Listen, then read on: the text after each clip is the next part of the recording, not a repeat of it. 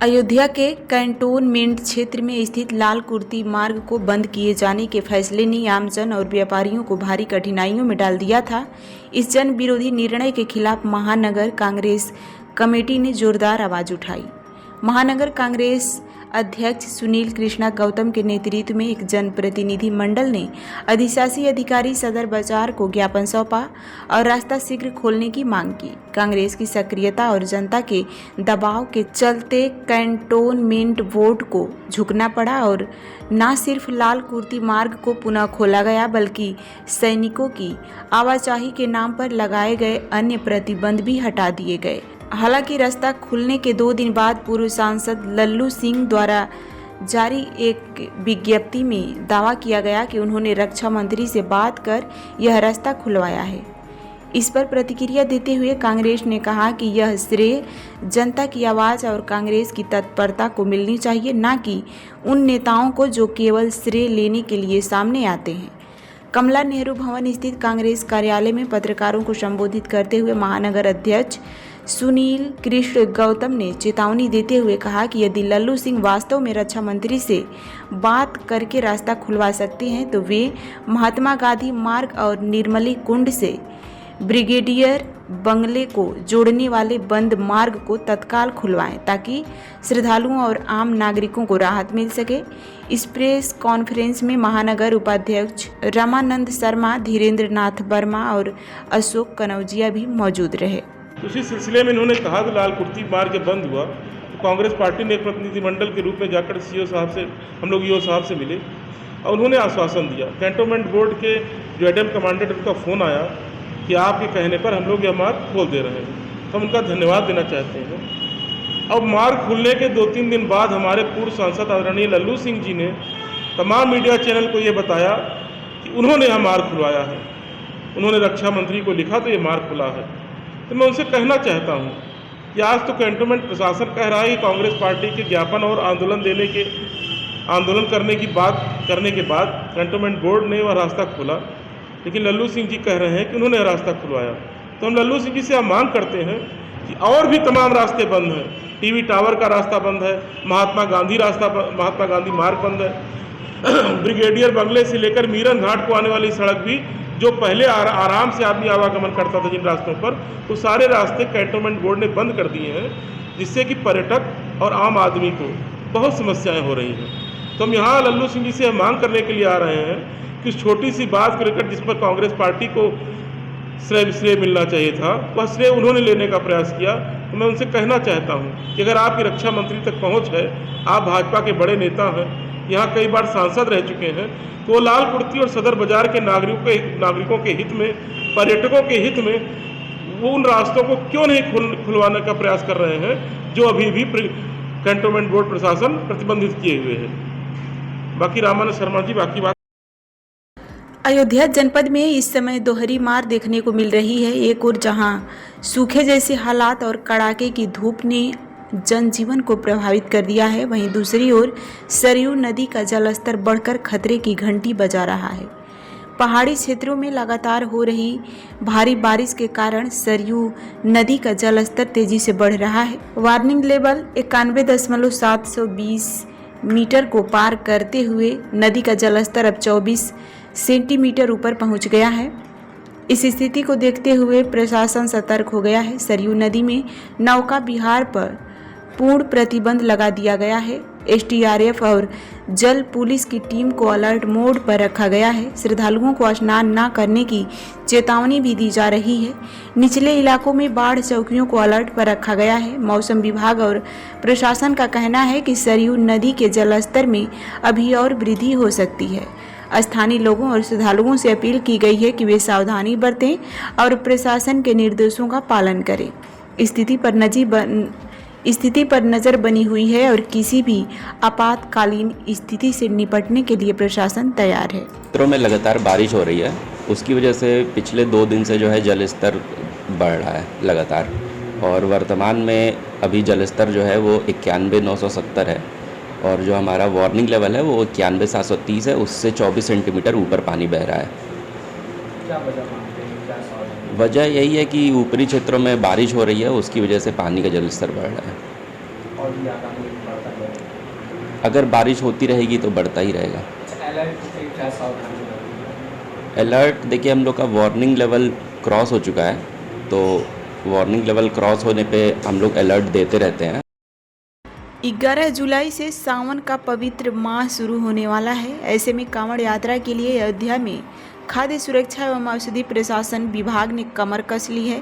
कांवड़ यात्रा के रास्ते में पड़ने वाले सभी होटल, रेस्टोरेंट व ढाबों पर अब फूड सेफ्टी कनेक्टिंग ऐप लगाया जाएगा। इसके साथ ही उनको एक कार्ड दिया जाएगा। फूड सेफ्टी कनेक्टिंग ऐप में होटल, रेस्टोरेंट और ढाबों के सभी विवरण भरे जाएंगे ताकि सभी को उस दुकान के बारे में जानकारी हो सके। इसके साथ ही कार्ड दुकान पर रखा जाएगा। उसके जरिए किसी भी कांवड़ी या राहगीर को कोई शिकायत करनी होगी तो वह कार्ड भरकर खाद्य सुरक्षा विभाग के ऐप पर जाकर शिकायत दर्ज करा सकता है।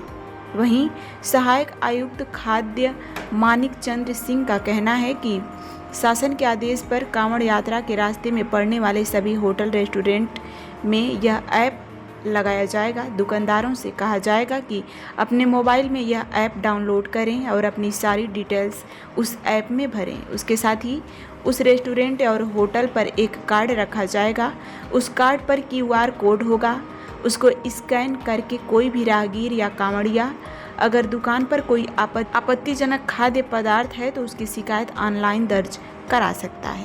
ये कांवड़ यात्रा के लिए जो है आयुक्त महोदया का एक निर्देश आया है कि यहाँ से कांवड़ जो है जिस मार्ग से गुजरेगी वहाँ पर जो है जितने भी होटल, रेस्टोरेंट हैं उनको प्रॉपर चेक करना है।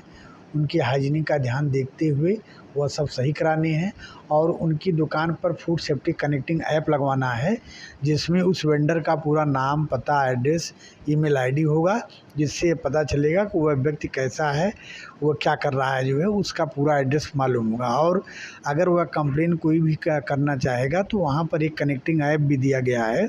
उससे वह सीधे वह कस्टमर केयर नंबर है हमारे विभाग का, जिस पे तुरंत वह सूचना दे करके वो उस पर जैसे तत्काल कार्रवाई विभाग द्वारा हो जाएगी।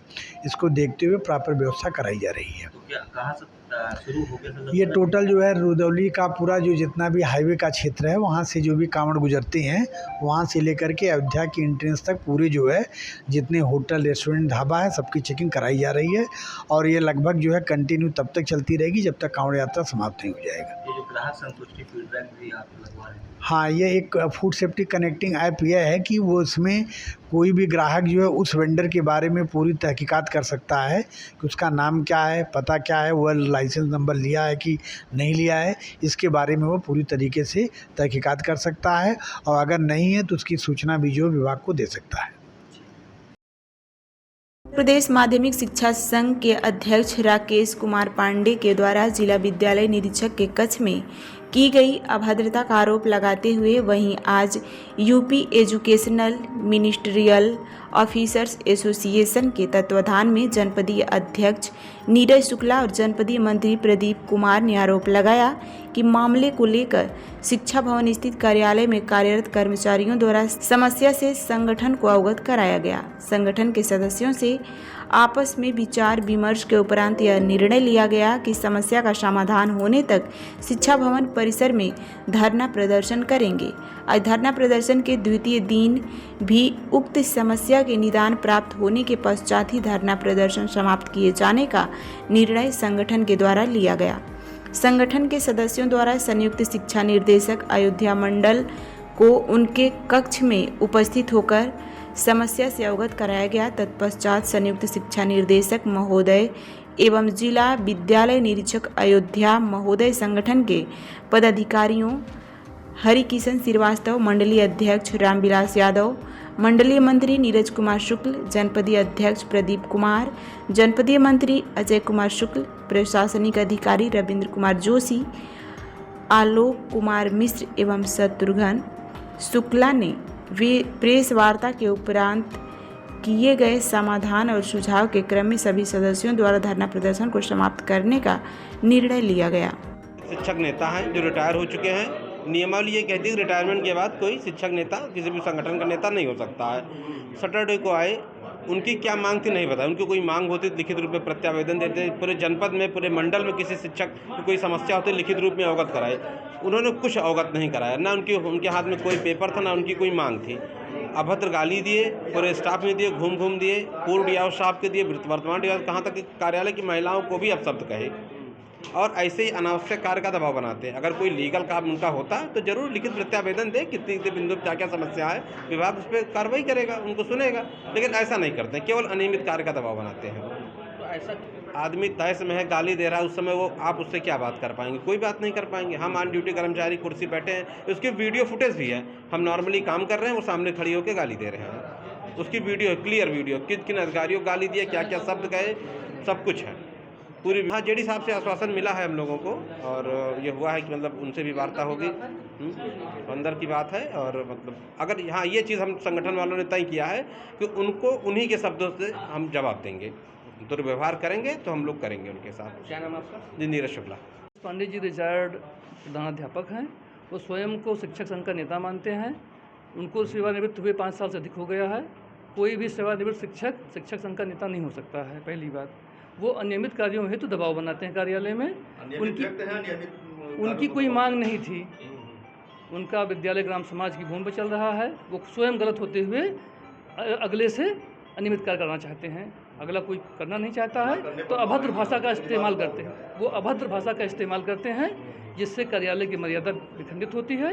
हम लोग इसी के विरोध में धरना प्रदर्शन कर रहे हैं। ये बात तो वही बता सकते हैं उनके मन में क्या था, उनका मकसद किसी को अपमानित करना था या अनुचित लाभ लेना था, ये तो वही बता सकते हैं।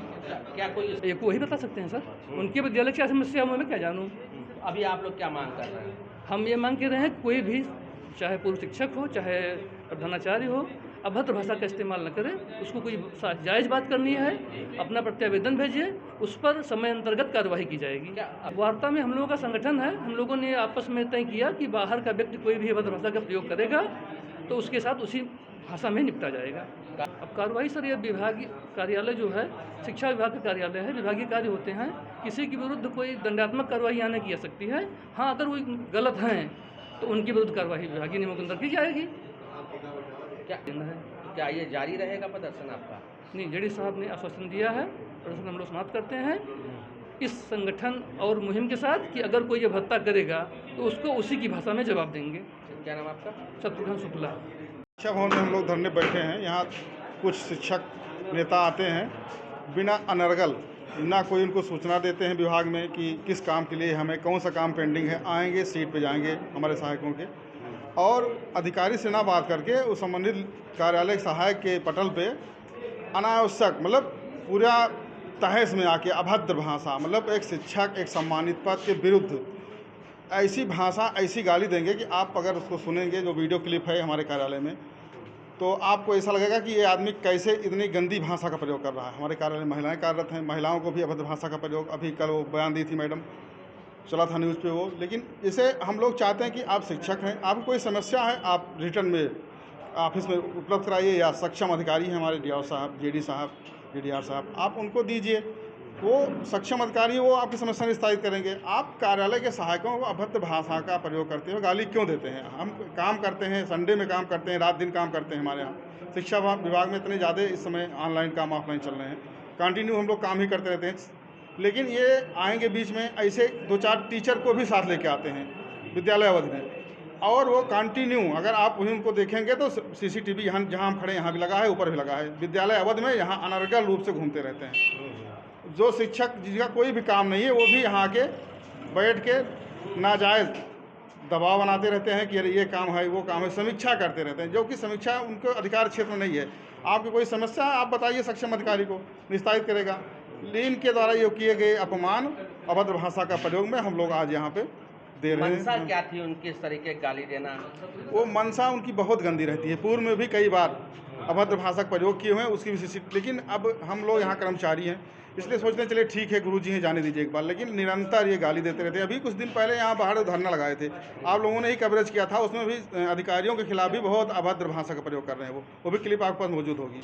अभी वार्ता हुई क्या हमारे सर से वार्ता हुई, सर ने कहा कोई सम्मान बेच के नौकरी नहीं करेगा, अगर उनको कोई समस्या है आके सक्षम अधिकारी से बात अपनी करें, अनर्गल रूप से अगर किसी सहायक को परेशान करेंगे तो नियमानुसार जो कार्रवाई होगी वो की जाएगी। पुलिस सुरक्षा तो आवश्यकता पड़ ही जाती है, लेकिन हम उनसे भी अनुरोध करेंगे कि अपनी भाषा का सुधार करें और कोई भी उनको समस्या आए तो सक्षम अधिकारी से अपनी बात करें, अनर्गल किसी सहायक के पास न जाएं। नहीं संगठन धरना देने के साथ साथ जो भी कार्रवाई होगी वो संगठन एक होके कड़ी कार्रवाई के लिए बात होना पड़ेगा। बात हो गई है, एडी साहब थे, एनडीआर साहब थे आरडीए, तो उन्होंने कहा ठीक है जो भी है घटना वो सीसीटीवी है वो सब है, उसके आधार पर नियमानुसार जो कार्रवाई होगी संबंधित विभाग को अवगत कराते हुए कार्रवाई की जाएगी। क्या नाम आपका? प्रदीप कुमार, जिला मंत्री।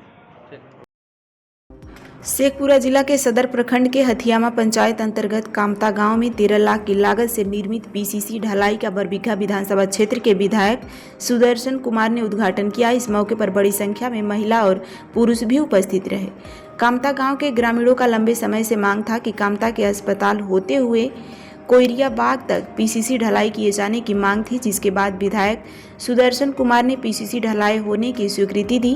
पीसीसी ढलाई होने से गांव के लोगों को आवाजाही सहित अन्य मार्गों में काफ़ी सहूलियत होगी। ग्रामीणों की मांग को देखते हुए बरबीघा विधायक सुदर्शन कुमार ने 13 लाख रुपए की लागत से पीसीसी निर्माण कार्य की स्वीकृति दी और अब निर्माण कार्य शुभारंभ कर दिया गया। इस मौके पर ग्रामीणों ने विधायक सुदर्शन कुमार जिंदाबाद के नारे लगाए। साथ ही गांव में ही एक भव्य स्वागत समारोह का आयोजन किया, जहां ग्रामीणों ने विधायक सुदर्शन कुमार को अंग वस्त्र मोमेंटो देकर सम्मानित किया, जबकि विधायक ग्रामीणों के स्नेह से काफ़ी गदगद दिखे और विधायक ने सभी ग्रामीणों को अंग वस्त्र एवं महिलाओं को साड़ी भेंट की। इस मौके पर विधायक सुदर्शन कुमार ने कहा कि विधायक नहीं आपका बेटा हूं और आपके हर सुख दुख के साथ विकास योजना को चलाना मेरी प्राथमिकता होगी। उन्होंने कहा कि कामता ही नहीं बल्कि पूरा बरबीघा विधानसभा क्षेत्र में चौमुखी विकास के लिए वह दिन रात मेहनत करते रहते हैं ताकि क्षेत्र का विकास हो। उन्होंने कहा कि उनके ही प्रयास से सभी गांव को मुख्य सड़क से जोड़ा जा रहा है ताकि 12 मासी सड़क का निर्माण कराया जा सके। साथ ही अन्य योजनाओं को भी चलाया जा रहा है ताकि लोगों को विकास के लिए वंचित ना होना पड़े। यहाँ के लोगों की काफ़ी दिनों से सड़क की मांग थी, आज उसका उद्घाटन हुआ है और आगे भी इसी तरह विकास का कार्य हम लोग बढ़ चढ़ के अपने क्षेत्र में हर गांव में करने का काम कर रहे हैं। योजना तो आपके सामने देखा गया है ना, जैसे ग्रिड का मामला हो, अस्पताल का मामला हो, ब्लॉक का मामला हो, स्कूल का मामला हो, सड़क का मामला हो, हम लोग हर जगह हम लोग ऐसे काम करने का काम कर रहे हैं और ये चीज़ तो आप लोगों की जानकारी में होगा किस तरह जो भी हमारे क्षेत्र में जो भी विकास का कार्य होगा हम लोग मुख्यमंत्री से मिलकर हमेशा बात करके ये अपने बरबीघा को हम लोग बेहतर बनाने की लगातार कोशिश कर रहे हैं। लगभग सभी गांव में संपर्क पत्र हो चुका है। कहीं कहीं तो ऐसा था कि आज़ादी के बाद कहीं संपर्क पत्र नहीं था, तो वहाँ भी हम लोगों ने बढ़ चढ़ के मेहनत करके वहाँ भी देने का काम किया है। हो गया भाई, इकट्ठा गाँव होगा, काफ़ी जगह है ऐसा। बिल्कुल बहुत तेजी गति से विकास हो रहा है हमारे बरबीघा विधानसभा में। मसाल के तहत विभिन्न खेलों का शानदार आगाज सोमवार को महुआ के कन्हौली खेल मैदान के प्रांगण स्तर पर किया गया, जिसमें विभिन्न स्कूलों से आए प्रतिभागियों ने खेल में अपनी प्रतिभा का परिचय दिया। 2 दिवसीय प्रतियोगिता का उद्घाटन स्थानीय विधायक डॉक्टर मुकेश रोशन, नगर परिषद के सभापति नवीन चंद्र भारती, उप सभापति रोमी यादव, प्रखंड शिक्षा पदाधिकारी अर्चना कुमारी आदि ने संयुक्त रूप से फीता काटकर और प्रतिभागियों से परिचय प्राप्त कर किया। इस मौके पर विधायक डॉक्टर रोशन ने छात्र छात्राओं को हौसला अफजाई करते हुए कहा कि उन्होंने अपने कर्तव्य पर डटकर मुकाबला करने की नसीहत दी और कहा कि खेल न सिर्फ शारीरिक बल्कि मानसिक और व्यवहारिक विकास भी होता है। उन्होंने खेल को आपस में प्रतिस्पर्धा के साथ खेलने की नसीहत दी।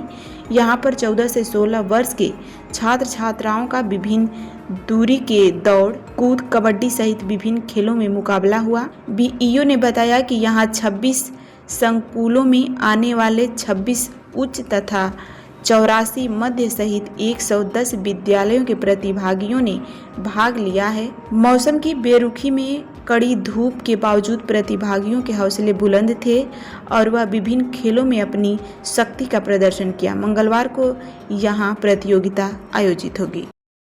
में अंडर 14-16 के बालक बालिकाओं के लिए संकुल स्तरीय खेल कूद प्रतियोगिता का आयोजन किया गया। मसाल प्रखंड स्तरीय खेल कूद प्रतियोगिता जिले के सभी प्रखंड में आयोजित किया गया। इसी कड़ी में शेखपुरा सदर प्रखंड के इस्लामिया हाई स्कूल के मैदान में खेल कूद प्रतियोगिता का आयोजन किया गया। आयोजित प्रतियोगिता में 18 संकुल संसाधन केंद्र के 100 से अधिक विद्यालयों के 1000 स्कूली छात्र छात्राओं ने हिस्सा लिया। इस संबंध में विशेष जानकारी देते हुए शारीरिक शिक्षक ने कहा कि प्रखंड स्तरीय संकुल संसाधन केंद्र मशाल खेल कूद प्रतियोगिता में एथलेटिक्स, कबड्डी, फुटबॉल, वॉलीबॉल सहित अन्य खेल में छात्र छात्राओं ने हिस्सा लिया और खेल को लेकर बड़ी संख्या में शिक्षक और परिजनों ने भी हिस्सा लिया। राष्ट्रीय स्तर पर चयनित बच्चे प्रखंड स्तरीय मसाल 2024 का आयोजन प्रखंड स्तरीय किया जा रहा है, जिसमें मसाल के अंतर्गत 5 इवेंट हैं। एथलेटिक्स, साइकिलिंग, कबड्डी, फुटबॉल और वॉलीबॉल, जो 4 दिन का आयोजन है, जिसमें आज प्रथम दिन एथलेटिक्स और कबड्डी का आयोजन किया जा रहा है, जिसमें शेखपुरा प्रखंड के करीब 1000 छात्र छात्रा प्रतिभागी हैं। 1000 प्रतिभागी, करीब शेखपुरा प्रखंड में 100 विद्यालय हैं। 1986 के बच्चे चयनित होकर यहाँ प्रतिभागी भाग लिए हैं। यहाँ से जो बच्चे चयनित हो गए प्रखंड स्तरीय पर, वो जिला स्तरीय पर खेलेंगे। जो प्रथम स्थान प्राप्त करेंगे वही जिला स्तर पर खेल पाएंगे। Shashi Ranjan Kumar, DM high school उच्च विद्यालय।